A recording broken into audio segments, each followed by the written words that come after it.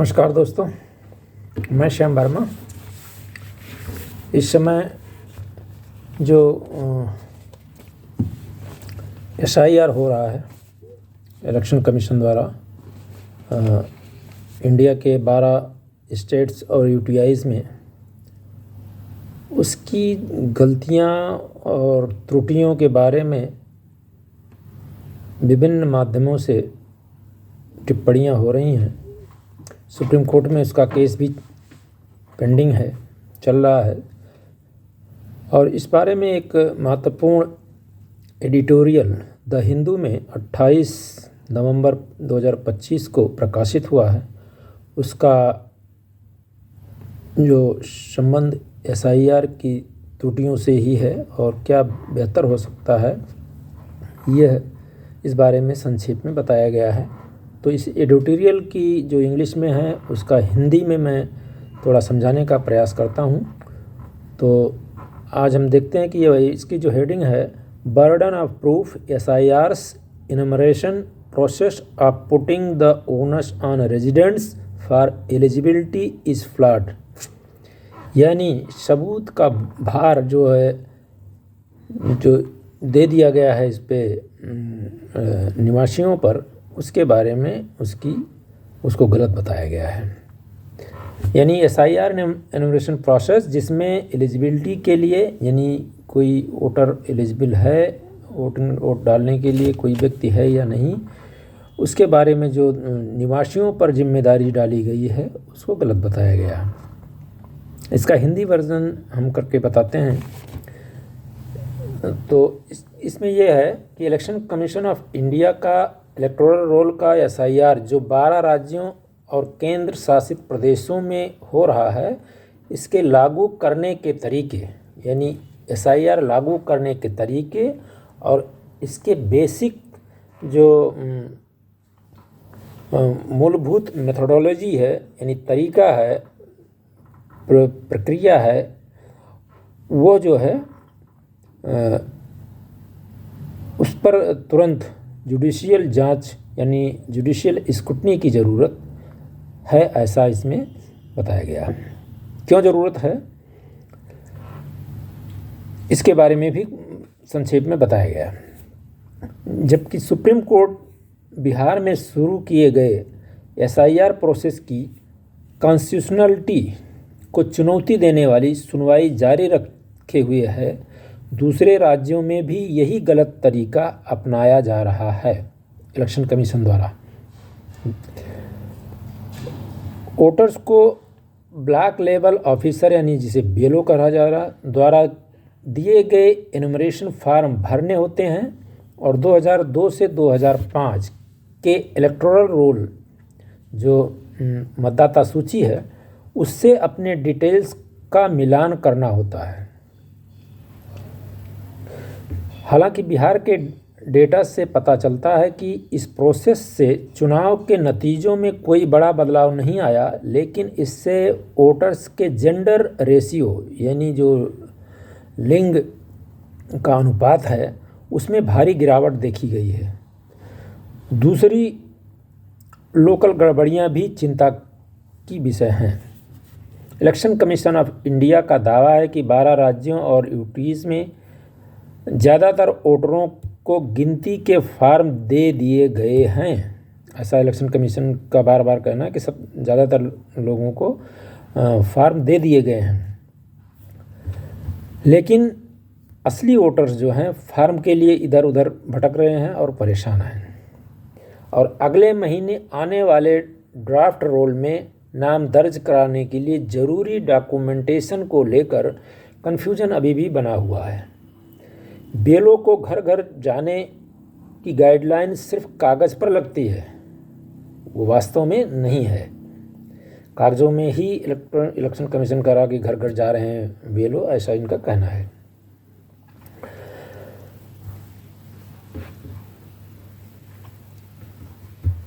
और जो Guwahati high court ने एक डॉक्टर मनमोहन सिंह का मामला 1999 का था, उसमें गुवाहाटी हाई कोर्ट ने रिप्रेजेंटेशन ऑफ पीपल्स एक्ट 1950 की ज़रूरतों का बड़े पैमाने पर क्या मतलब निकाला, ये भी बताया गया है कि इसमें हाई कोर्ट ने कहा एक आम निवासी वह आदतन निवासी है जो हमेशा वहीं रहने का इरादा रखता है।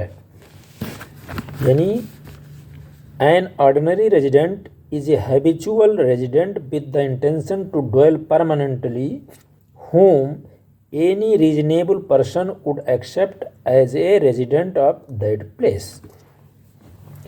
यानी एक आम निवासी वह आदतन निवासी है जो हमेशा वहीं रहने का इरादा रखता है और जिसे कोई भी समझदार व्यक्ति उस जगह का निवासी मान लेगा। तो वो परमानेंट रेजिडेंट है और वहाँ का हैबिचुअल रेजिडेंट है और उसका नाम शामिल होना चाहिए इस एक्ट के अनुसार। इसी सिद्धांत से काम करते हुए इलेक्शन कमीशन और न्यायपालिका में ने भी ऐतिहासिक रूप से यह मान लिया है कि कोई भी रहने वाला वयस्क डिफ़ॉल्ट रूप से एक वैलिड वोटर था। यानी जो भी रह रहा है, जो व्यक्ति वयस्क है और रह रहा है तो वह डिफ़ॉल्ट रूप से एक वैलिड वोटर माना जाएगा, ऐसा माना गया था। एसआईआर इस सोच के उलट काम करती है। ये उलट दिया इस सोच को कि वो एक प्रिजम्पशन जो था कि जो वयस्क है और निवासी है अस्थाई वह वैलिड वोटर है, इसके लिए अलग से प्रूफ की ज़रूरत नहीं होती थी। लेकिन इस सोच को इलेक्शन कमीशन ने उलट दिया। पहले वोट देने के बावजूद हर वोटर को अब वोटर लिस्ट में शामिल करने के लिए पुराने रिकॉर्ड या डॉक्यूमेंट्स के सामने अपनी लेजिटिमेसी साबित करनी होगी। उसको अब साबित करना होगा कि हम वोटर हैं। ये बिल्कुल गलत है, ऐसा इनका मानना है। खासकर शादीशुदा महिलाओं और प्रवासियों के बड़े पैमाने पर मताधिकार छीनने का खतरा है, जैसा कि बिहार में भी हुआ।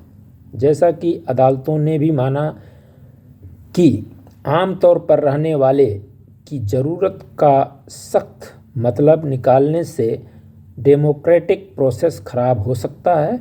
बिहार पर सुनवाई के दौरान सुप्रीम कोर्ट ने इसे लागू करने पर ध्यान दिया और असली वोटरों की सुरक्षा की जिम्मेदारी पार्टी प्रतिनिधियों और कानूनी वॉलंटियर्स पर डाल दी। इसने यह नहीं देखा कि गिनती के फॉर्म का तरीका संविधान की कसौटी पर खरा उतरता है या नहीं, और न ही इसने बदले हुए रोल में लगातार गलतियों को ठीक किया, जो शायद परेशान बीएलओज के गलतियों को ठीक न करने का नतीजा है। Election commission of India universal adult मताधिकार पक्का करने के लिए ज़्यादा सब्र वाला डोर टू डोर वेरिफिकेशन चुन सकता था, जिसे टेक्नोलॉजी से चलने वाले डीडुप्लिकेशन से पूरा किया जा सकता था। इसके बजाय इसने ऐसे तरीके पर जोर दिया जो मताधिकार की सुरक्षा के बजाय रोल की शुद्धता को प्राथमिकता देता है। जैसे जैसे एसआईआर बढ़ता है, कोर्ट को प्रोसेस की देखरेख से आगे बढ़कर प्रोसेस की संवैधानिक बुनियाद की जांच करनी चाहिए। ज़रूरी यह है कि एक साफ निर्देश हो कि सही इनरोलमेंट का बोझ इलेक्शन कमीशन ऑफ इंडिया पर वापस डाला जाए, न कि नागरिकों को यह साबित करने के लिए छोड़ दिया जाए कि वे जिस रोल में पहले से ही लंबे समय से हैं वह उसमें रहने के योग्य हैं या नहीं। इस तरह जो बर्डन ऑफ प्रूफ अभी नए जो एसआईआर हो रहे हैं या बिहार में जो एसआईआर हुए उसमें जो उस एसआईआर में जो बर्डन ऑफ प्रूफ है वह इस इलेक्शन कमीशन ऑफ इंडिया ने पर जो था उसको रेजिडेंट पर यानी जो निवासी हैं उन पर डाल दिया है, जो सरासर गलत है। और इससे क्या होगा इससे बहुत से मतदाता जिनका पहले से एनरोल्ड हैं, जो पहले मतदाता सूची में है, पहले मत का उपयोग किया है, जन्म से रह रहे हैं, लेकिन फिर भी वो बहुत से ऐसे हैं जो वंचित हो जाएंगे, जो कि गलत है। नमस्कार।